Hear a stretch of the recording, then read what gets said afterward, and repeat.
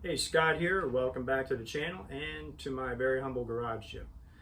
So in this video I wanted to touch base on a topic that's pretty dear to me because I think there's a lot of misinformation out there, and that is the best way to build strength and muscle past the age of 50. So I'm 58, pretty much been turning myself into a bit of a guinea pig over the last few years, trying to get all this figured out and do some research. I've done a lot of research, and so I thought I'd give my thoughts on the topic. So on one side, you basically have a group of personal trainers that suggest that we should only, once we hit 50, we're getting too old, too soft, too weak, so we should only train with lighter weights and higher reps to build muscle.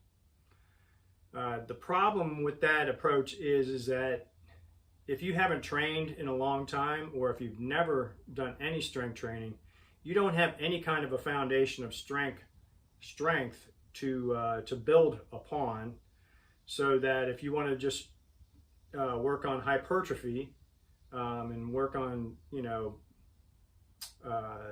trying to become have the look of a bodybuilder or whatever,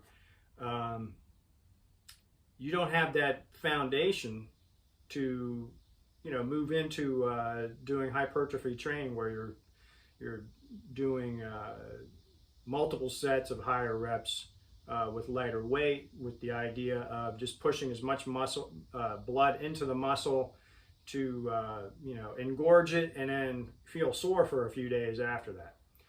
So the best way to actually get the body to adapt through increasing muscle size, overall strength, and improving your bone density is by training the 4 big compound movements with heavy weight. So these 4 movements include the squat, the deadlift, the bench press, and the overhead press. And that type of program is going to be far more efficient at getting you strong and adding a lot of muscle over the shortest period of time compared to going to a typical gym and working on the machines. That's just a fact. So the reason is because an exercise like the squat trains a tremendous amount of muscle mass, the entire posterior chain. So you're working your hamstrings, your quads, your glutes, your lower back. Add in the deadlift and you're working on the hamstrings in particular, a little bit of the quads, definitely into the glutes, the lower back, mid back, lats, traps, and then down into your forearms. And you'll actually feel, as you squeeze out at the top of the motion, you'll actually feel it in the pecs too. So you combine those 2 exercises, you're training a tremendous amount of muscle mass. And when you're training with heavier weight, that sends a very strong signal to the body that it needs to adapt by increasing your muscle and your bone density and strengthening your tendons and ligaments. So obviously you also have to eat properly. So generally you need to get into that range of somewhere about 0.75 to a gram of protein per body weight. So if you're 200 pounds, at least 150 grams of protein per day, and upwards of 200. So you're not going to start off going to the gym and pushing out a set of 5 with as heavy weight as possible to get to that 5th rep. Starting out, we start at conservative weights to get proficient at the motion, the exercise.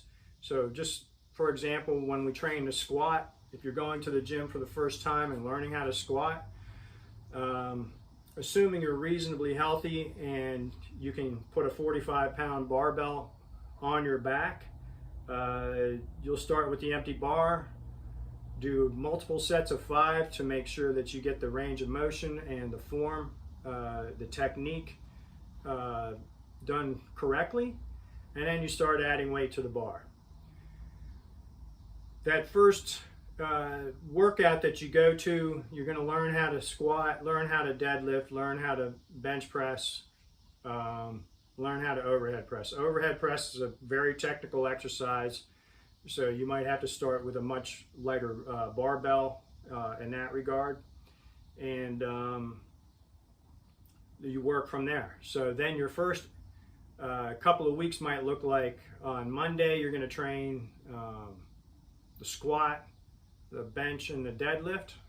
On Wednesday you do the squat again, but you'll switch out the bench press for the overhead press, and you'll do the deadlift again. And then Friday you switch the overhead press with the bench press again. Then the following week you just alternate again.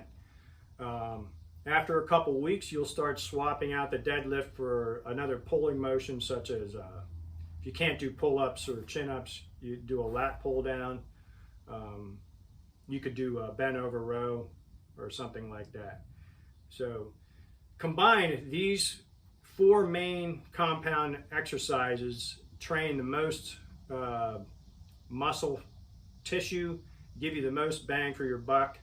And once you start actually putting significant weight on the bar, and you try to add weight every workout for a period of time until the body tells you that's not possible anymore, you're going to increase the weight on the bar significantly over a few months period, and your body's going to adapt by making you stronger and increasing your muscle. So that should be your main goal once you get to 50 and beyond, is basically building strength. And then the muscle is kind of a side effect, the increase in muscle size. Once you get that foundation of strength in, say after 6 months to a year of training, then by all means, if you want to train for hypertrophy, then you can add in some exercises, some accessory exercises. Do your barbell curls, dumbbell curls, tricep push downs, whatever exercises you want to give you the shape that you want. But you've got to put that foundation of strength and muscle in first before you get to that other type of training. So that's my 2 cents on how to build strength and muscle after the age of 50. If you like this video, hit that like button, subscribe to the channel, and check out my website, scottallencole.com.